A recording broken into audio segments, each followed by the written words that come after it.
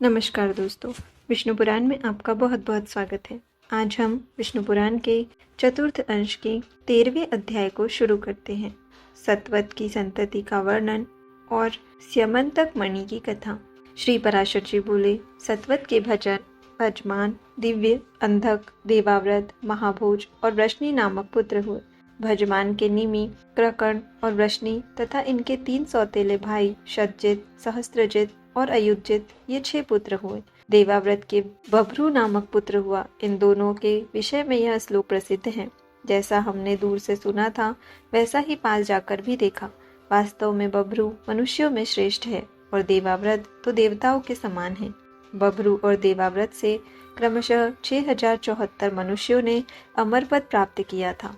महाभोज बड़ा धर्मात्मा था। उसकी संतान में भोजवंशी तथा मृत्तिकावरपुर निवासी मार्तिकावर नृपतिगण हुए। वृष्णि के 2 पुत्र सुमित्र और युधाजित हुए। उनमें से सुमित्र के अन्मित्र, अन्मित्र के निघ्न तथा निघ्न से प्रसेन और सत्राजित का जन्म हुआ। उस सत्राजित के मित्र भगवान आदित्य हुए। एक दिन समुद्र तट पर बैठे हुए सत्राजित ने सूर्य भगवान की स्तुति की। उसके तन्मय होकर स्तुति करने से भगवान भास्कर उसके सम्मुख प्रकट हुए। उस समय उनको अस्पष्ट मूर्ति धारण किए हुए देखकर सत्राजित ने सूर्य से कहा, आकाश में अग्निपिंड के समान आपको जैसा मैंने देखा है वैसा ही सम्मुख आने पर भी देख रहा हूँ। यहाँ आपकी प्रसाद स्वरूप कुछ विशेषता मुझे नहीं दिखती। सत्राजित के ऐसा कहने पर भगवान सूर्य ने अपने गले से शमंतक नाम की उत्तम महामणि उतारकर अलग रख दी। तब सत्राजित ने भगवान सूर्य को देखा। उनका शरीर किंचित ताम्र वर्ण, अति उज्ज्वल और लघु था तथा उनके नेत्र कुछ पिंगल वर्ण थे। तदनंतर सत्राजित के प्रणाम तथा स्तुति आदि कर चुकने पर सहस्त्रांशु भगवान आदित्य ने उससे कहा, तुम अपना अभिष्ट वर मांगो। सत्राजित ने उस स्यमंतक मणि को ही मांगा। तब भगवान सूर्य उसे वह मणि देकर अंतरिक्ष में अपने स्थान को चले गए। फिर सत्राजित ने उस निर्मल मणिरत्न से अपना कंठ सुशोभित होने के कारण तेज से सूर्य के समान समस्त दिशाओं को प्रकाशित करते हुए द्वारका में प्रवेश किया। द्वारकावासी लोगों ने उसे आते देख पृथ्वी का भार उतारने के लिए अंश रूप से अवतीर्ण हुए मनुष्य रूपधारी आदि पुरुष भगवान पुरुषोत्तम से प्रणाम करके कहा, भगवान, आपके दर्शनों के लिए निश्चय ही ये भगवान सूर्यदेव आ रहे हैं। उनके ऐसा कहने पर भगवान ने उनसे कहा, ये भगवान सूर्य नहीं है, सत्राजित है। यह सूर्य भगवान से प्राप्त हुई शमंतक नाम की महामणि को धारण कर यहाँ आ रहा है। तुम लोग अविश्वस्त होकर इसे देखो। भगवान के ऐसा कहने पर द्वारकावासी उसे उसी प्रकार देखने लगे। सत्राजित ने वह शमंतक मणि अपने घर में रख दी। वह मणि प्रतिदिन 8 भार सोना देती थी। उसके प्रभाव से संपूर्ण राष्ट्र में रोग, अनावृष्टि तथा सर्प, अग्नि, चोर या दुर्भिक्ष आदि का भय नहीं रहता था। भगवान अच्युत को भी ऐसी इच्छा हुई कि यह दिव्य रत्न जो राजा उग्रसेन के योग्य है, किंतु जातीय विद्रोह के भय से समर्थ होते हुए भी उन्होंने उसे छीना नहीं।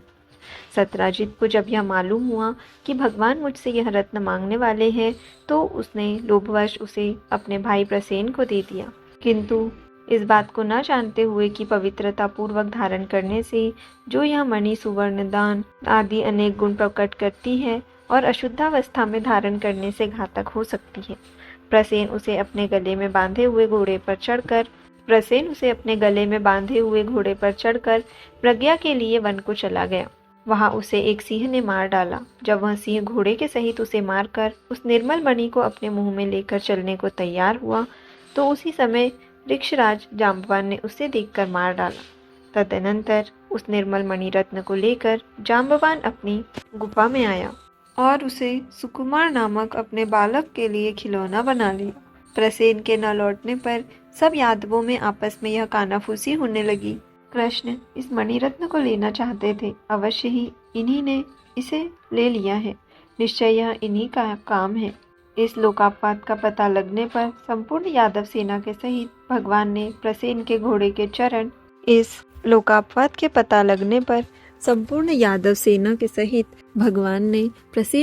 के चरण चिन्हों का अनुसरण किया और आगे जाकर देखा कि प्रसेन को घोड़े सहित सिंह ने मार डाला है। फिर सब लोगों के बीच सिंह के चरण चिन्ह देख लिए जाने से अपनी सफाई हो जाने पर भी इस लोकापवाद का पता लगने पर संपूर्ण यादव सेना के सहित भगवान ने प्रसेन के घोड़े के चरण चिन्हों का अनुसरण किया और आगे जाकर देखा कि प्रसेन को घोड़े सहित सिंह ने मार डाला है। फिर सब लोगों के बीच सिंह के चरण चिन्ह देख लिए जाने से अपनी सफाई हो जाने पर भी भगवान ने उस चिन्हों का अनुसरण किया और थोड़ी ही दूरी पर ऋक्षराज द्वारा मारे हुए सिंह को देखा, किंतु उस रत्न के महत्व के कारण उन्होंने जाम्बवान के पद चिन्हों का भी अनुसरण किया और संपूर्ण यादव सेना को पर्वत के तट पर छोड़कर वृक्षराज के चरणों का अनुसरण करते हुए स्वयं उनकी गुफा में घुस गए। भीतर जाने पर भगवान ने सुकुमार को बहलाती हुई धात्री की यह वाणी सुनी। सिंह ने प्रसेन को मारा और सिंह को जाम्बवान ने, हे सुकुमार तू रो मत, यह स्यमंतक मणि तेरी ही है। यह सुनने से स्यमंतक का पता लगने पर भगवान ने भीतर जाकर देखा कि सुकुमार के लिए खिलौना बनी हुई स्यमंतक मणि धात्री के हाथ पर अपने तेज से देदीप्यमान हो रही है। स्यमंतक मणि की ओर अभिलाषापूर्ण दृष्टि से देखते हुए एक विलक्षण पुरुष को वहां आया देख धात्री त्राही त्राही करके चिल्लाने लगी। उसकी आर्तवाणी को सुनकर जाम्बवान क्रोधपूर्ण हृदय से वहां आया। फिर परस्पर रोष बढ़ जाने से उन दोनों का 21 दिन तक घोर युद्ध हुआ। पर्वत के पास भगवान की प्रतीक्षा करने वाले यादव सैनिक 7-8 दिन तक उनके गुफा से बाहर आने की बाट देखते रहे, किंतु जब इतने दिनों तक वे उसमें से न निकले तो उन्होंने समझा कि अवश्य ही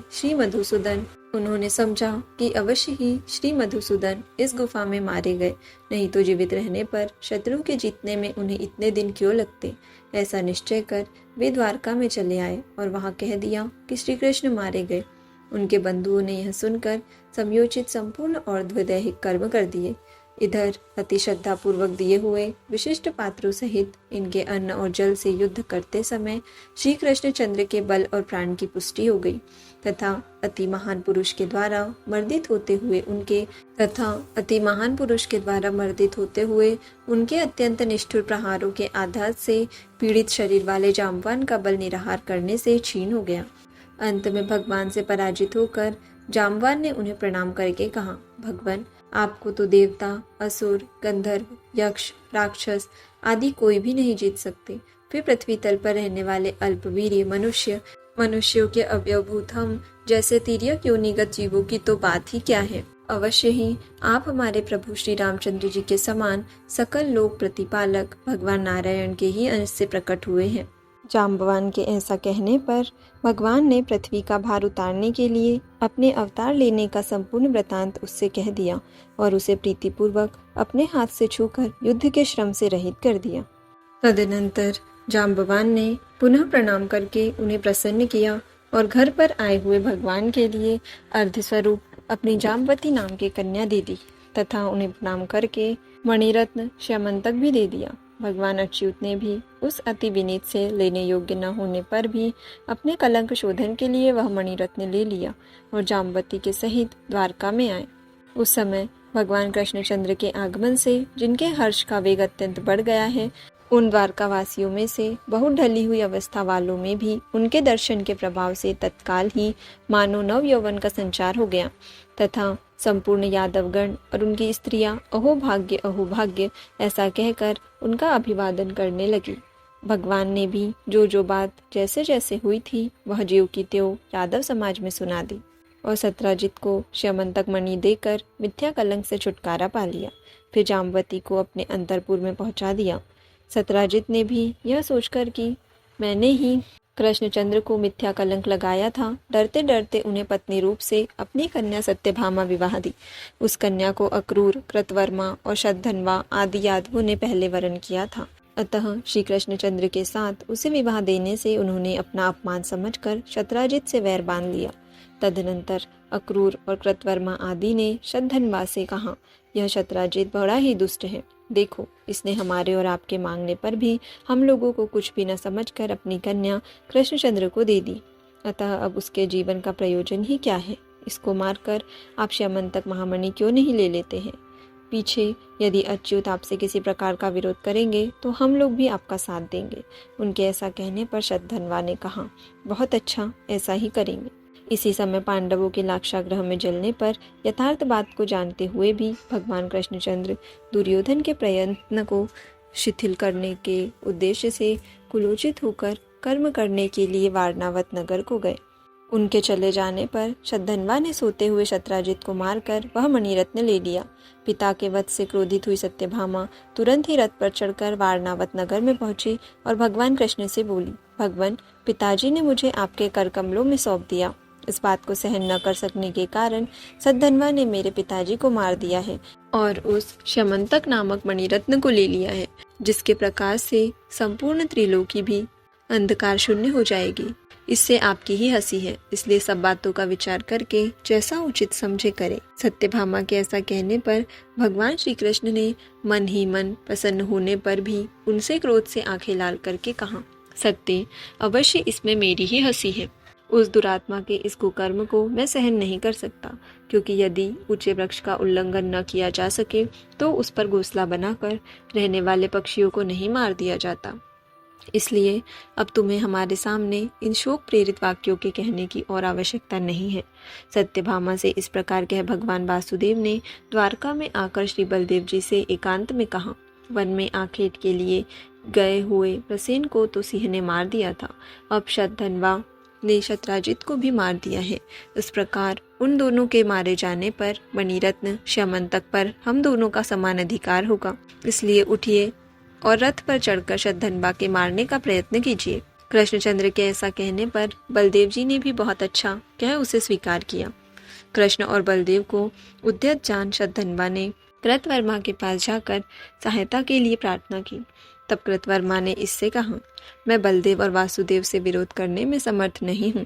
उसके ऐसा कहने पर शतधन्वा ने अक्रूर से सहायता मांगी, तो अक्रूर ने भी कहा, जो अपने पाद प्रहार से त्रिलोकी को कंपायमान कर देते हैं, देवशत्रु असुरगण की स्त्रियों को वैधव्य दान देते हैं तथा अति प्रबल शत्रु सेना से भी जिनका चक्र अप्रतिहत रहता है, उन चक्रधारी भगवान वासुदेव से तथा जो अपने मदोन्मत नयनों की चितवन से सबका दमन करने वाले और भयंकर शत्रु समूह रूप हाथियों को खींचने के लिए अखंड महिमाशाली प्रचंड हल धारण करने वाले हैं, उन श्री हलधर से युद्ध करने में तो निखिल लोक वंदनीय देवगण में भी कोई समर्थ नहीं है।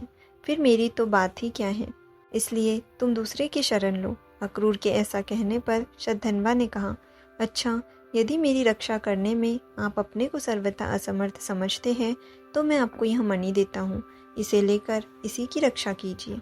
इस पर अक्रूर ने कहा, मैं इसे तभी ले सकता हूँ जबकि अंतकाल उपस्थित होने पर भी तुम किसी से भी यह बात न कहो। शतधन्वा ने कहा, ऐसा ही होगा। इस पर अक्रूर ने वह मणिरत्न अपने पास रख लिया। तदनंतर शतधन्वा 100 योजन तक जाने वाली एक अत्यंत वेगवती घोड़ी पर चढ़कर भागा और शैव्य, सुग्रीव, मेघपुष्प तथा बलाहक नामक 4 घोड़ों वाले रथ पर चढ़कर बलदेव और वासुदेव ने भी उसका पीछा किया। 100 योजन मार्ग पार कर जाने पर पुनः आगे ले जाने से उस घोड़ी ने मिथिला देश के वन में प्राण छोड़ दिए। तब शतधन्वा उसे छोड़कर पैदल ही भागा। उस समय श्री कृष्णचंद्र ने बलभद्र जी से कहा, आप अभी रथ में ही रहिए, मैं इस पैदल दौड़ते हुए दुराचारी को पैदल जाकर ही मारे डालता हूँ। यहाँ दोषों को देखने से घोड़े भयभीत हो रहे हैं, इसलिए आप इन्हें और आगे न बढ़ाइएगा। तब बलदेव जी अच्छा ऐसा कहकर रथ में ही बैठे रहे। श्री कृष्णचंद्र ने केवल 2 ही कोस तक पीछा कर अपना चक्र फेंक दूर होने पर भी शतधन्वा का सिर काट डाला, किंतु उसके शरीर और वस्त्र आदि में बहुत कुछ ढूंढने पर भी जब श्यमंतक मणि को न पाया तो बलभद्र जी के पास जाकर उनसे कहा, हमने शतधन्वा को व्यर्थ ही मारा, क्योंकि उसके पास संपूर्ण संसार की सारभूत श्यमंतक मणि तो मिली ही नहीं। यह सुनकर बलदेव जी ने क्रोधपूर्वक भगवान वासुदेव से कहा, तुमको धिक्कार है, तुम बड़े ही अर्थलोलुप हो। भाई होने के कारण ही मैं तुम्हें क्षमा किए देता हूँ। तुम्हारा मार्ग खुला हुआ है, तुम खुशी से जा सकते हो। अब मुझे तो द्वारका से, तुमसे अथवा और अब सगे संबंधियों से कोई काम नहीं है। बस मेरे आगे इन थोथी शपथों का और अब कोई प्रयोजन नहीं। इस प्रकार उनकी बात को काटकर बहुत कुछ मनाने पर भी वे वहां न रुके और विदेह नगर को चले गए। विदेह नगर में पहुंचने पर राजा जनक उन्हें अर्घ्य देकर अपने घर ले आए और वे वहीं रहने लगे। इधर भगवान वासुदेव द्वारका में चले आए।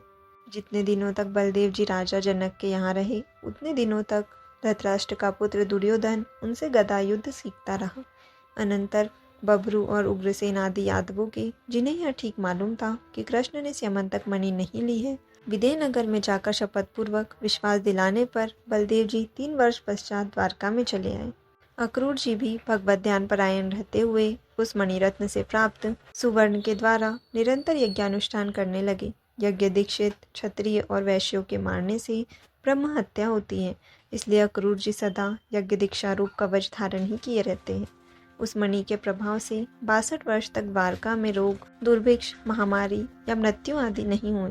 फिर अक्रूर पक्षी भोजवंशियों द्वारा सात्वत के प्रपौत्र शत्रुघ्न के मारे जाने पर भोजों के साथ अक्रूर भी द्वारका को छोड़कर चले गए। उनके जाते ही उसी दिन में द्वारका में रोग, दुर्भिक्ष, सर्प, अनावृष्टि और मरी आदि उपद्रव होने लगे। तब गरुड़ध्वज भगवान कृष्ण, बलभद्र और उग्रसेन आदि यदुवंशियों के साथ मिलकर सलाह करने लगे। इसका क्या कारण है जो एक साथ ही इतने उपद्रवों का आगमन हुआ, इस पर विचार करना चाहिए। उनके ऐसा कहने पर अंधक नामक एक वृद्ध यादव ने कहा, अक्रूर के पिता स्वफल्क जहाँ जहाँ रहते थे वहाँ वहाँ दुर्भिक्ष, महामारी और अनावृष्टि आदि उपद्रव कभी नहीं होते थे। एक बार काशीराज के देश में अनावृष्टि हुई, तब स्वफल्क वहाँ ले जाते ही तत्काल वर्षा होने लगी। उस समय काशीराज की रानी के गर्भ में एक कन्या रत्न थी। वह कन्या प्रसूति काल के समाप्त होने पर भी गर्भ से बाहर न आई। इस प्रकार उस गर्भ को प्रसव किए हुए बिना 12 वर्ष व्यतीत हुए गए। तब काशीराज ने अपनी उस गर्भस्थिता पुत्री से कहा, बेटी तू उत्पन्न क्यों नहीं होती, बाहर आ, मैं तेरा मुख देखना चाहता हूँ। अपनी उस माता को तू इतने दिनों से क्यों कष्ट दे रही है। राजा के ऐसा कहने पर उसने गर्भ में रहते हुए ही कहा, पिताजी यदि आप प्रतिदिन एक गौ ब्राह्मण को दान देंगे तो अगले 3 वर्ष बीतने पर मैं अवश्य गर्भ से बाहर आ जाऊंगी। इस बात को सुनकर राजा प्रतिदिन ब्राह्मण को एक गौ देने लगे। तब उतने समय बीतने पर वह उत्पन्न हुई। पिता ने उसका नाम गांधिनी रखा और उसे अपने उपकारक स्वफल्क को घर आने पर अर्ध रूप से दे दिया। उसी से स्वफल्क के द्वारा इन अक्रूर जी का जन्म हुआ है। इनकी ऐसी गुणवान माता पिता से उत्पत्ति है, तो फिर उनके चले जाने से यहाँ दुर्भिक्ष और महामारी आदि उपद्रव क्यों न होंगे। अतः उनको यहाँ ले आना चाहिए। अति गुणवान के अपराध की अधिक जांच पड़ताल करना ठीक नहीं है। यादव वृद्ध अंधक के ऐसे वचन सुनकर कृष्ण, उग्रसेन और बलभद्र आदि यादव स्वफल्क पुत्र अक्रूर के अपराध को भुलाकर उन्हें अभय दान देकर अपने नगर में ले आए। उनके वहां आते ही स्यमंतक मणि के प्रभाव से अनावृष्टि, महामारी, दुर्भिक्ष और सर्प भय आदि सभी उपद्रव शांत हो गए। तब श्री कृष्णचंद्र ने विचार किया, अक्रूर का जन्म गांधिनी से स्वफल्क के द्वारा हुआ है। यह तो बहुत सामान्य कारण है, किंतु अनावृष्टि, दुर्भिक्ष, महामारी आदि उपद्रवों को शांत कर देने वाला इसका प्रभाव तो अति महान है। अवश्य ही इसके पास वह स्यमंतक नामक महामणि है, उसी का ऐसा प्रभाव सुना जाता है। इसे भी हम देखते हैं कि एक यज्ञ के पीछे दूसरा और दूसरे के पीछे तीसरा, इस प्रकार निरंतर अखंड यज्ञानुष्ठान करता रहता है और इसके पास यज्ञ के साधन भी बहुत कम है। इसलिए इसमें संदेह नहीं कि इसके पास स्यमंतक मणि अवश्य है। ऐसा निश्चय कर किसी और प्रयोजन के उद्देश्य से उन्होंने संपूर्ण यादवों को अपने महल में एकत्रित किया। समस्त यदुवंशियों के वहां आकर बैठ जाने के बाद प्रथम प्रयोजन बताकर उसका उपसंहार होने पर प्रसंगांतर से अक्रूर के साथ परिहास करते हुए भगवान कृष्ण ने उनसे कहा, हे दानपते, जिस प्रकार शतधन्वा ने तुम्हें संपूर्ण संसार की सारभूत वह स्यमंतक नाम की महामणि सौंपी थी, वह हमें सब मालूम है। वह संपूर्ण राष्ट्र का उपकार करती हुई तुम्हारे पास है, तो रहे, उसके प्रभाव का फल तो हम सभी भोगते हैं। किंतु ये बलभद्र जी हमारे ऊपर संदेह करते हैं, इसलिए हमारी प्रसन्नता के लिए आप एक बार उसे दिखला दीजिए।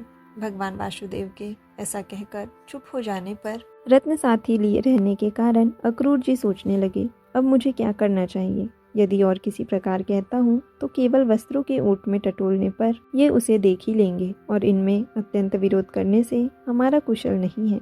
ऐसा सोचकर निखिल संसार के कारण स्वरूप श्री नारायण से अक्रूर जी बोले, भगवान, शतधन्वा ने मुझे वह मणि सौंप दी है। उसके मर जाने पर मैंने यह सोचते हुए बड़ी ही कठिनता से इसे इतने दिन अपने पास रखा है कि भगवान आज, कल या परसों इसे मांगेंगे। इसकी चौकसी के क्लेश से संपूर्ण भोगों में अनासक्त चित्त होने के कारण मुझे सुख का लेश मात्र भी नहीं मिला। भगवान ये विचार करते कि यह संपूर्ण राष्ट्र के उपकारक इतने से भार को भी नहीं उठा सकता, इसलिए स्वयं मैंने आपसे कहा नहीं। अब लीजिए, आपकी वह शमंतक मणि यह रही, आपकी जिसे इच्छा हो उसे ही दे दीजिए। तब अक्रूर जी ने अपने कटी वस्त्र में छिपाई हुई एक छोटी सी सोने की पिटारी में स्थित एक शमंतक मणि प्रकट की और उस पिटारी से निकालकर यादव समाज में रख दी। उसके रखते ही वह संपूर्ण स्थान उसकी तीव्र कांति से दे दीप्यमान होने लगा। तब अक्रूर जी ने कहा, मुझे यह मणि सद्धनवा ने दी थी, यह जिसकी वह ले ले। उसको देखने पर सभी यादवों का विस्मयपूर्वक साधु साधु यह वचन सुना गया। उसे देखकर बलभद्र जी ने अच्युत के ही समान इस पर मेरा भी अधिकार है, इस प्रकार अपनी अधिक स्पृहा दिखलाई तथा यह मेरी ही पैतृक संपत्ति है। इस तरह सत्यभामा ने भी उसके लिए अपनी उत्कट अभिलाषा प्रकट की। बलभद्र और सत्यभामा को देखकर कृष्णचंद्र ने अपने को बैल और पहिए के बीच में पड़े हुए जीव के समान दोनों ओर से संकटग्रस्त देखा और समस्त यादवों के सामने वे अक्रूर जी से बोले, इस मणिरत्न को मैंने अपनी सफाई देने के लिए ही इन यादवों को दिखवाया था। इस मणि पर मेरा और बलभद्र जी का तो समान अधिकार है और सत्यभामा की यह पैतृक संपत्ति है और किसी का इस पर कोई अधिकार नहीं है। यह मणि सदा शुद्ध और ब्रह्मचर्य आदि गुण युक्त रहकर धारण करने से संपूर्ण राष्ट्र का हित करती है और अशुद्धावस्था में धारण करने से अपने आश्रयदाता को भी मार डालती है। मेरे 16,000 स्त्रियां हैं, इसलिए मैं इसके धारण करने में समर्थ नहीं हूँ, इसलिए सत्यभामा भी इसको कैसे धारण कर सकती है। आर्य बलभद्र को भी इसके कारण में मदिरा पान आदि संपूर्ण भोगों को त्यागना पड़ेगा। इसलिए हे दानपते, ये यादवगण, बलभद्र जी, मैं और सत्यभामा सब मिलकर आपसे प्रार्थना करते हैं कि इसे धारण करने में आप ही समर्थ हैं। आपके धारण करने से यह संपूर्ण राष्ट्र का हित करेगी, इसलिए संपूर्ण राष्ट्र के मंगल के लिए आप ही इसे पूर्ववत धारण कीजिए। इस विषय में आप और कुछ भी न कहें। भगवान के ऐसा कहने पर दानपति अक्रूर ने जो आज्ञा कह वह महारत्न ले लिया। तब से अक्रूर जी ने सबके सामने उस अति दीप्यमान मणि को अपने गले में धारण कर सूर्य के समान किरण जाल से युक्त होकर विचरने लगे। भगवान के मिथ्या कलंक शोधन रूप इस प्रसंग का जो कोई स्मरण करेगा, उसे कभी थोड़ा सा भी मिथ्या कलंक न लगेगा। उसकी समस्त इंद्रियां समर्थ रहेगी तथा वह समस्त पापों से मुक्त हो जाएगा। तो यहाँ विष्णु पुराण के चतुर्थ अंश के 13वें अध्याय का समापन होता है। आज के लिए इतना ही। धन्यवाद।